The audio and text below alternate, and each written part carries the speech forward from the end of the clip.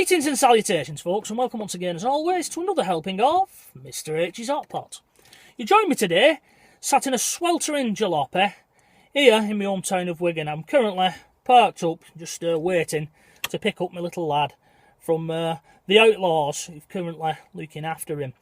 Now, unfortunately, the air conditioning has broken on the family jalopy. It packed up a couple of days ago, right at the start of this heat wave, so I'm going to have to get that fixed at some point, get it regassed or whatever it is they do at it. But for now, I'm just parked up and I'm trying to keep cool as best I can. I've pulled up in some shade and I've cracked open the windows a little bit to try and get some cool air flowing through the cabin, but it doesn't appear to be working, to be honest, Hot Potters, so I'll just have to lump it, as we say here in Wigan. Now, on to today's subject matter for today's video.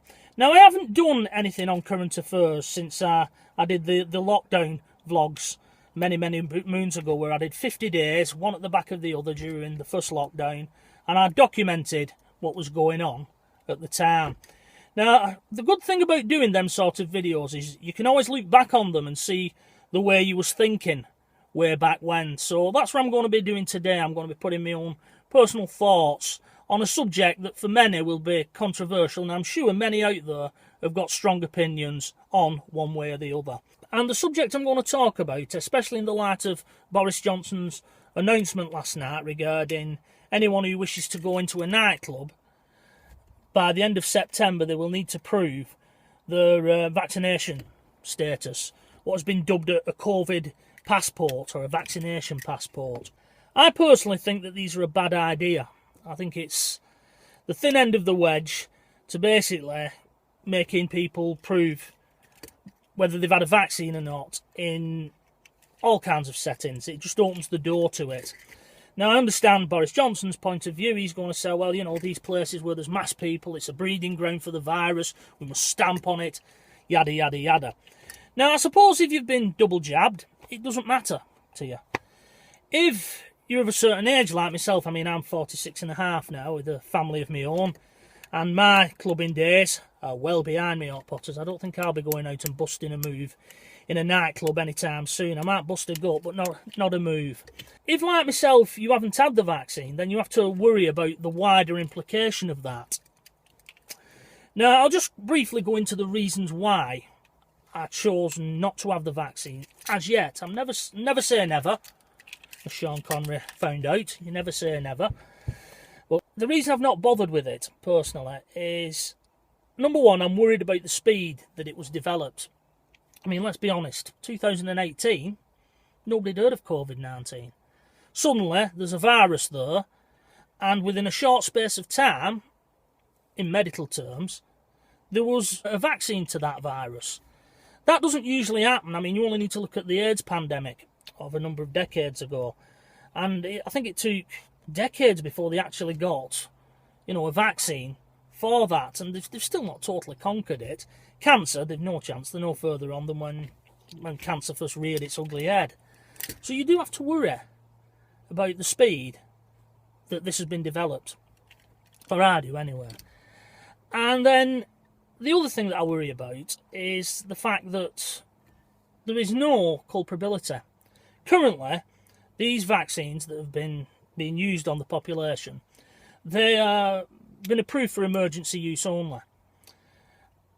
And what the government has done, they've said to Pfizer and AstraZeneca and Johnson & Johnson and all the makers of these various vaccines that they don't need to worry about being sued if things go wrong. They haven't put it like that, but basically it amounts to that.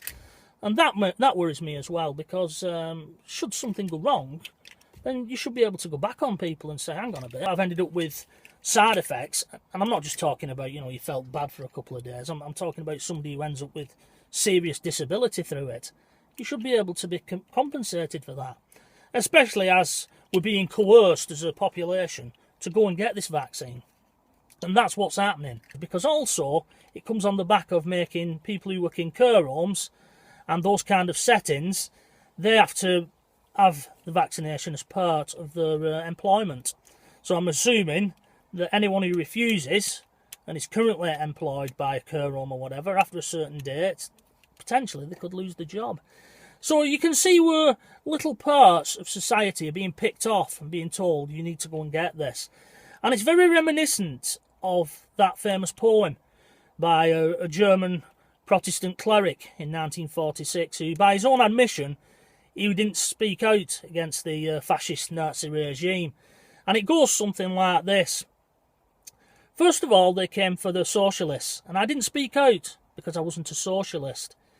Then they came for the trade unionists, and I didn't speak out because I wasn't a trade unionist. Next they came for the Jews. Again, I didn't speak out because I wasn't a Jew. And then they came for me, but there was no one left to speak out for me. And it does make you wonder if that's how they're going with this vaccine.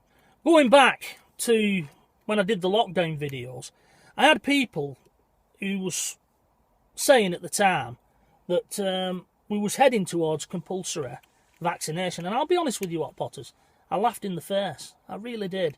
You know, nah, get off it. This is Britain. This is the UK, where we're free. You know, maybe in 1930s Germany and certainly in the old Soviet Union, but not here in the UK.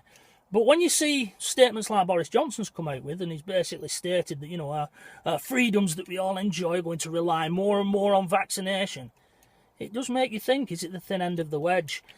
And whether you're vaccinated or not, whether you believe in the vaccine or not, you do have to take a look at that and say that that is a worrying step where it's going. Because, to be honest, I don't think that by bullying and threatening and coercing people into getting a vaccine, that's not the way to make it work.